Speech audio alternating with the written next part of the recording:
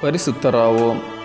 பிரியமானவர்களே, இப்பொழுது தேவனுடைய பிள்ளைகளாய் இருக்கின்றோம். இனி எவ்விதமாய் இருப்போம் என்று இன்னும் வெளிப்படவில்லை. ஆகிலும் அவர் வெளிப்படும்போது அவர் இருக்கிற வண்ணமாகவே நாம் அவரை தரிசிப்பதினால் அவருக்கு ஒப்பாயிருப்போம் என்று அறிந்திருக்கிறோம். அவர் மேல் இப்படிப்பட்ட நம்பிக்கை வைத்திருக்கிறவனவனும் அவன் சுத்தமுள்ளவனாய் இருக்கிறது போல தன்னையும் சுத்திகரித்துக் கொள்ளுகிறான். 1 யோவான் 3:2-3. கடவுள் சுத்திகரிக்கிற பணியாளராகவும் மனிதன் சுத்திகரிப்பு பெறும் பயனாளியாகவும் புரிந்து கொண்டு கடவுளுடைய சர்வ வல்லமையை மனதில் நிறுத்தி மனிதனுடைய வலிமை இன்மையினையும் வேறு வழியின்மையினையும் அங்கீகரித்து 1 யோவான் 3:1-10 வரை உள்ள திருமறை பகுதியினை தியானிப்பது சிறப்பு. அதிதூயவர் என்பது இறைவனுடைய இருப்பு நிலை. இந்நிலையே மனிதனின் இருப்பு நிலையாதல் சிறப்பு.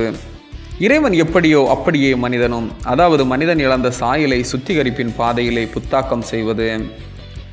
யோவான் 13:8 வருகிற நான் உன்னை கழுகாவிட்டால் என்ற இறைவார்த்தையும் பரிசுத்தராக்கும் பணி பரமனுக்கு உரியது. அதற்கு பாதையாவதுதான் மனிதனின் பணி.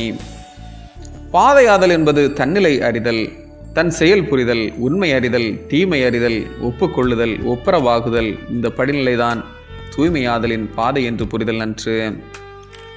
இறைவன் மீது பற்று கொண்டோர் தன்னை சுத்திகரித்துக் கொள்கின்றான். அதாவது தீமையோடு உறவில் இல்லாதவர், தீமையோடு தொடர்பில் இல்லாதவர் என்ற பேரினை பெறுவர். சுத்திகரித்துக் கொள்கிறான் என்பது சுத்திகரிக்க கடவுளுக்கு இடம் அளிக்கின்றான்.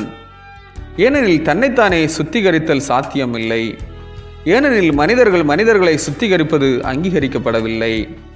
ஆயர்கள் சுத்திகரிப்பவர்கள் அல்ல, கடவுளுடைய சுத்திகரிப்பை அறிவிக்கின்றவர்.